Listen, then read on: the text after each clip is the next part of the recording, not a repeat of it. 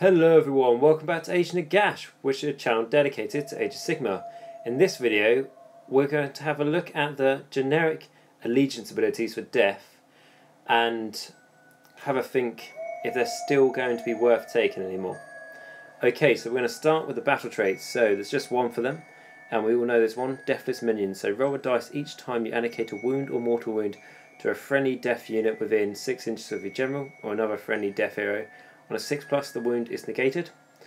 So, like I say, we all know this one. Like the actual Pacific Legions within the new Death Battle Tome gets this as well, amongst other things. And like Death has had this for ages, just Deathless Minions. I've talked about it before. I said, it's not bad. It's, if you make sure you've got everything in the right place for movement and to make sure you're in range of this ability, on average you'll be saving a sixth of the overall damage done to you during the game. So it is definitely a good battle trait, but it's just one compared to how many there are for the other legions. So yeah, that's the battle traits. Then moving on to command traits. The first one is Ruler of the Night. So friendly Death units are affected by Deathless Minions battle trait if they are within 12 inches of this general rather than only 6. So I think I might have covered this before. Yeah, it's good because you're obviously extending the range for your general to give off the extra 6-up save for your Death units. Because now they're within 12 inches of him rather than 6 inches. However, if you've got quite a few heroes in your army, most things are probably going to get a Death save anyway. So if you're not running much heroes, could be a useful one. However, I'm not a huge fan of this. I mean, like I say, it's good, but because you're going to run quite a few other heroes in your army, it's probably not going to be used that much.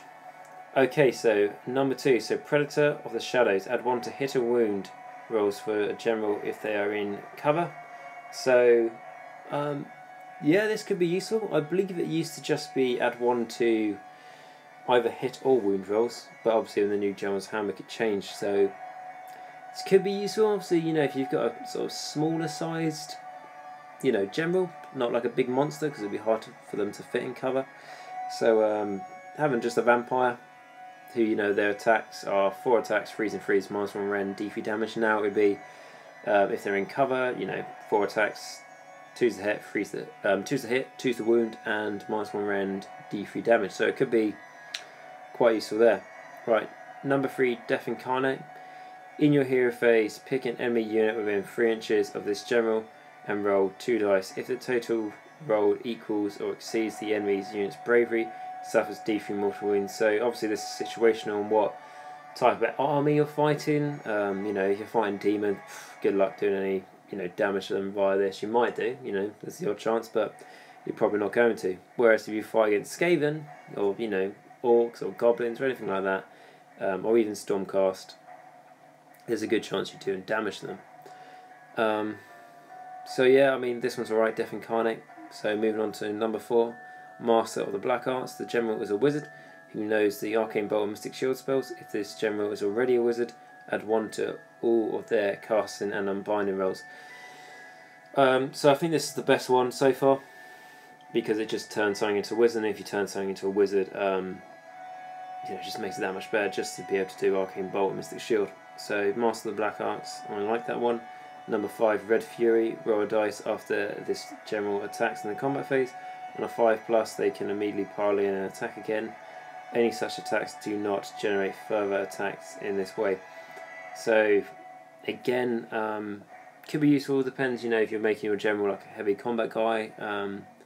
You've got 1 in 3 chances of him attacking again after he attacks.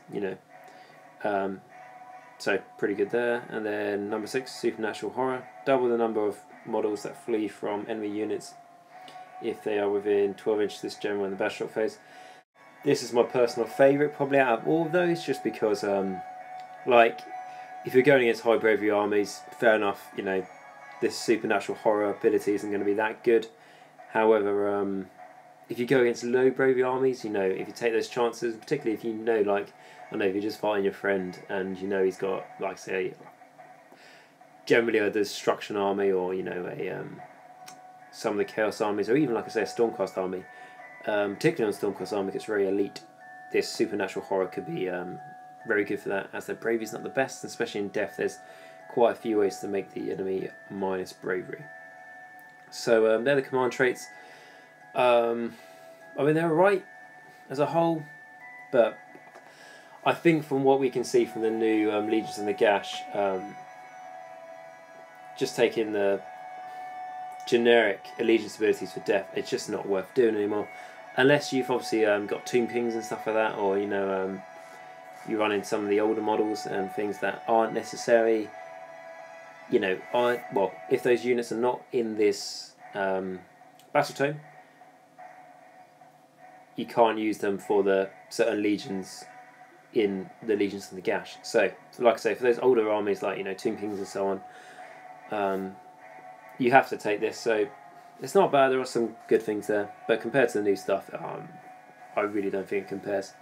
So they are the command traits. Now looking at the artifacts of death. So number 1, the curse book. So every curse book is filled with writing of depraved prognologists of necromantic arts. They radiate an aura of pure evil that has an elevating effect on nearby living creatures. So subtract 1 from hit rolls of any unit within 3 inches of the bearer unless it has the death keyword. Okay, so this one's always been very popular as just being able to make enemy units within 3 inches of this guy, particularly if it's like a guy you're going to get into combat. -1 to hit is really good, especially how you don't pick a enemy unit, it's just all of them within 3 inches. However, if they have the death keyword, it does not come into effect, as it's not enemy units that get affected by this, it's just units that are not death keyworded. So like I say, usually this was really good. However, now there's going to be a lot more people running death. It's not going to be as useful as much, just on the sheer fact that you're going to be fighting more death generally, especially at tournaments and stuff. That's what I predict anyway. However, it's still a good artifact, definitely. Okay, so number 2, Cloak of Mists and Shadows. At the word of command, the wearer of this cloak can transform into a cloud of dark mist that swells swiftly across the battlefield. In the combat phase, instead of piling in and attacking with the bearer, you can remove them from the battlefield and set them up again within 12 inches of their original location and more than 3 inches from any enemy models. If this is impossible, the bearer remains in their current location. So, this goes without saying that this is good at getting out your, the hero, the, person who has this artifact, gets them out of a, tight situation if they really need to. And that's pretty much it. I mean, if you've got like a necromancer, you don't want to, die, and you, try to keep him back to protect him, and then, he gets surrounded, this would be useful to get him out of that tricky situation if he's still alive. I'd say this would be good on things like, Vampire Lord and Zombie Dragons, because, they're pretty good at healing, but unless you're in a really tricky situation, you don't really want to get that guy out of combat, unless you have to try and heal him up. Just a normal Vampire Lord could be good if they're, because they're taking a few wounds, they're probably not going to survive that combat phase, so you get them out of there, and let's say it's your turn next, and you can, use your Chalice of Blood to heal those D6 wounds to get them back up there. Could be useful for that. So, moving on to number 3, Blade of Dark Summons. This blade pulses with dark magic. Its wielder can draw upon this power to summon the minions of death to the battlefield to fight at their side. Once per battle in your hero phase, you can set up a summonable death unit wholly within 12 inches of the bearer and more than 3 inches from any enemy models. Add it to your army. The models in the unit must have a combined wound characteristic of no more than a 2d6 roll. Okay, so I personally really do not like this. It used to be a really good artifact called the Sword of Unholy Power that just allowed you to set up a death unit that could be summoned. So it could be a Mongol, which that can't summon anymore because that's just been nerfed now. But you could set up, like a block of 20 skeletons. You could set up, like I say, a Mongol. You could set up, bat swarms. You could set up, spirit hosts. You could set up hex rays. You could set up black knights. You could, the list goes on. And the enemy couldn't unbind it, or they couldn't stop you. And it was, if you're a wizard, you could still cast your extra spell normally. It was just an addition, so you could give this to guys who weren't wizards as well, and it just allowed you to go, I really want to have some points in reserve in case I need to call in some more Morgus Archive, but you know, I need to get a 7, you know, I believe to cast it, so there might be a chance I don't. With this you can just go bam, you get it, or you know, a zombie dragon or a terrorgeist. It was useful for that. However, death has changed now, and with it, this artifact's not got good, and which is a big shame, because I did like it. I mean, like, you can still set up a unit, you know. Well, obviously it's not a spell, so it can't be unbind, but it's just like the unit must have a combined wound characteristic of no more than a 2d6 roll. How the hell are you meant to reserve points for that? How are you meant to plan the reliability of a 2d6 roll for setting up a unit? I mean, I don't see it. And I mean, I say like you're just using it to set up skeletons. I mean, you know, you might reserve 80 points if summon 10 skeletons with this, and you might only like get, you know, a double 1 on the 2d6, and you can set up 2 skeletons, and you paid 80 points for that. It's just, you know, it feels like an absolute joke. So I don't like the Blade of Dark Summons. I think the Sword of Unholy Power, what it used to be, was really good, and then this is just, it feels like a bit of a stab to if you want to just take a Death Allegiance, because this is just an obvious like power down on that artifact, which, like I said, I don't like. So, moving on to number 4, Black Amulet. The longer this Maleficent Envoy jewel was left to absorb necromantic magic, the deadlier the effects when it is finally unleashed. Once per battle in your hero phase, the bearer can unleash the magic stored in the Black Amulet. When it does so, pick an enemy unit within 12 inches of the bearer. The unit you picked suffers a number of mortal wounds equal to the number the current battle round. You cannot pick a unit with the death keyword. Okay, so first of all, like I was saying, death has become a lot more popular now, so you're going to fight it more, especially at tournaments. So this might not come in as effect as you would originally thought. However, like I said, if you know what army you're fighting, or you know, most of the time you're not going to be fighting death probably. So could be useful for that, and well, I say it could be useful, I mean that's the only time it will be useful. So I quite like this one because it can be quite good at just doing, like, if you wait until like, you know, round 4 or, you know, about round 4, you can just like pick an enemy within 12 inches, you know, if your guy carrying this thing survives that long, which is something to bear in mind. But if he does survive that long, you can just go bam, 4 mortal wounds, which is quite nice, and the enemy is, you know, perilous to stop that. So that's one of the good ones, I think, out of these, one of the okay ones. So moving on to number 5, Tombblade. This evil weapon steals the life energy of those it slays and uses it to veselate the undead. Pick one of the bearer's melee weapons. For each wound roll of a 6 you make with this weapon, you can heal 1 wound allocated to the bearer or friendly death model within 6 inches of the bearer. So yeah, I mean, you know, this is a way to regenerate wounds, you know, anything like that is good. However, this has changed from what it used to be. I can't remember exactly what it used to be. I think it was for every wound you dealt, you healed a wound in return, or for every enemy model you killed, you healed a wound in return, which was much better in my opinion. Because with this, the Tombblade is only going to really be that useful if your hero is chucking out, you know, even if it's not the most deadly attacks, it's just a bucket load of them just to make the most out of it. So unless you're, you know, your hero who's got this artifact making loads of attacks, it's not particularly good. I mean, if you get a few 6s on your wound roll, you know, fantastic, you heal some wounds, but a lot of the time you're not going to. So, number 6, Ring of Immortality. If the bearer of this ring is struck down, it transports them from danger and restores them of their power. However, once used, it cannot be used again until the next moon rises. The first time the bearer is slain, before removing them from the battlefield, roll a dice. On a 3+, the bearer is not slain, and D3 wounds allocated to them are healed. Any excess damage is negated. Then remove the bearer from the battlefield and set them up again 18 inches of their original location and more than 3 inches from any enemy models. So this is good because it does not cost reinforcement points. However, unless you really need your, you know, the guy carrying this artifact to survive, bear in mind he's only going to heal D3 wounds, and if he can't heal normally anyway, he could just come back with 1 wound. Which, you know, and let's say it's your enemy's turn next, he could just easily just snipe him off or kill him. So it's one of the better ones, the Ring of Immortality, but it's not amazing. But I think, to be honest, not amazing sums up this whole Death Allegiance abilities. Compared to the new legions of, the Legion of Sacrament, the Legion of Blood, the Legion of, Knight, which is of course Manfred's one, I can't forget about that, and then the Grand Host and Nagash.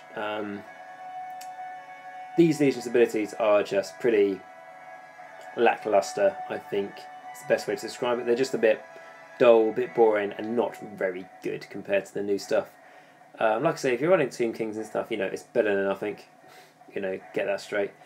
But it's just little things, just like the battle traits. I mean, you get Deathless Minions, and that's it.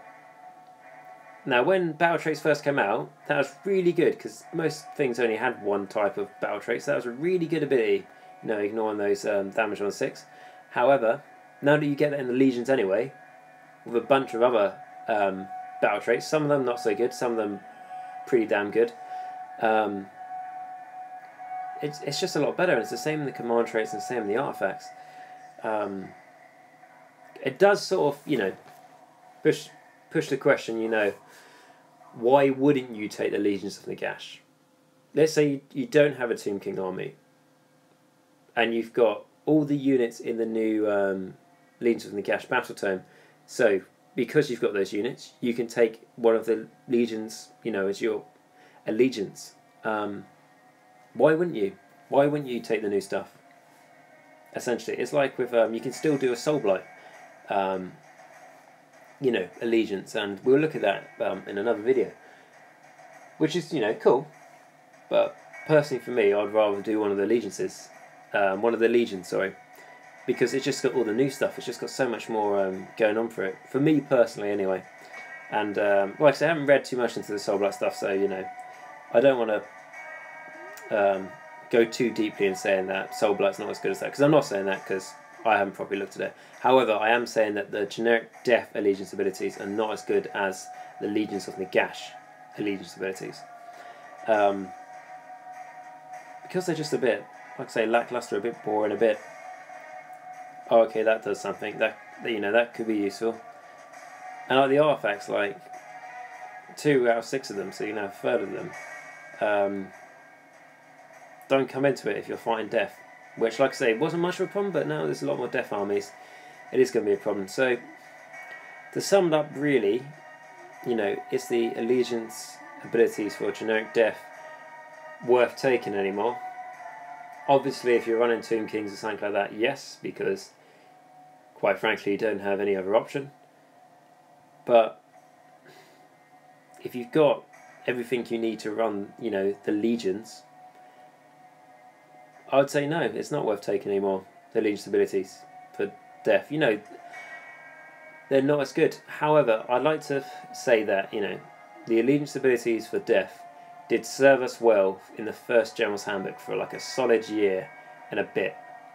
It helped us out, it gave death a bit of a substance to make it a little bit more, I'm not going to say a little bit more competitive, but like more playable in the game. It did us a great service. However, now the game's moved on to such an extent where I definitely think there has been quite a big amount of power creep, and we need to move on. These still serve us well. I don't know why we so much have still got this. I mean, like I say, it must be for like the older armies and stuff out there that can't take the new Legions ones. So Games Workshop doesn't want to just say like they're stopping people use like I say, Tomb Kings. And actually, to be fair, you could still take Tomb Kings because you could use the Death Allegiance from the General's Handbook too. So what they've actually done is that they've actually nerfed the Allegiance abilities a bit more by making the what was the Sword of Unholy Power now the black, or was it the Blade of Dark Summons? Virtually crap. I mean, you wouldn't take that. And then there's a few other things that have got weaker as well. So, like I say, to sum it up, if you can, if you've got the units that are inside the new battle tome, so you can take one of the legions, which you should do as a death player. No, don't take the generic allegiance abilities for death because they're simply not worth it compared to the new stuff. And that's pretty much it. I mean, they're not like terrible. They're just not to the same caliber, essentially. But there's a couple of good things. I mean, there's a couple of things that aren't that bad.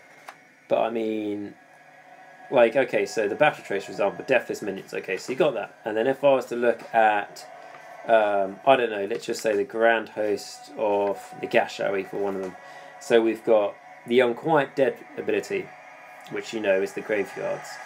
The grave sites. And then we've got deathless minions, so the same as the generic one. We've got Chosen Guardians, which is the add-on to Morghast attacks. And we've got Legion Innumerable, which allows you to heal your, summonable units on a 5-up. It's an extra way to heal them. And then you get a command ability, which is a bit poop, but it's a command ability as well. So that's just the battle traits. Now, in the death, you only get deathless minions. It's just one less, it's just one more reason. And also another reason is, and this is a big one, this is why I was saving it, is that we're so used to, our skeletons and other units in Death, but mainly Death Rattle, all coming back via its banner. In the unit, the banner, for Skeleton Warriors brings back D6 Skeleton Warriors. However, it no longer works like that. You need grave sites. And generic Death does not have the Unquiet, dead battle trait, so you can't have grave sites. So it's just made bringing back your models that much harder, especially how, like I say, your heroes and stuff can still heal your, summable death units. However, what if your heroes happen to get all sniped off the table?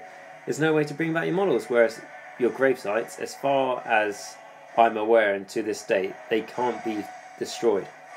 So it's just another thing. And also, if you don't have grave sites, you can't really summon any units onto the board unless you take the Blade of Dark Summons, which I just think is completely crap anyway. So it's just too risky. I mean, I generally don't like it.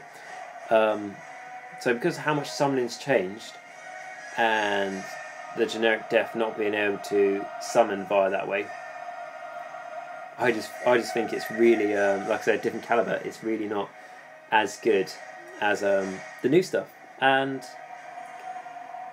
I don't want to make it sound like I'm going hard on, the generic Death Legion abilities, because like I said, they did us a good service. However, now how things have changed so much, it's not good enough anymore. We need to move on. And that's pretty much how to end this video, really. It's just saying we're used to this. We knew how all the artifacts, command traits played. We got so used to it. However, now we need to move on to the newer things in the Legions of Nagash. But leave this stuff behind us. Like I say, if you still want to play with it, crack on, have fun. If you disagree with anything I've said about the artifacts and stuff, I'm glad that you can see good use out of them, and it means you're going to enjoy your games more. That's fantastic. However, I'm just telling you my personal opinion that the generic allegiance abilities for Death do not stand anywhere shoulder to shoulder with the new stuff. So I'm going to end the review there of the allegiance abilities for Death, because I think that's all there is to say about them. So if you've enjoyed this video or learned anything about it, as always, please like, subscribe and comment down below, as that all does help me put up videos as often as I can. And I thank you very much for watching this, and until next time, remember, Nagash is all and all is one in Nagash.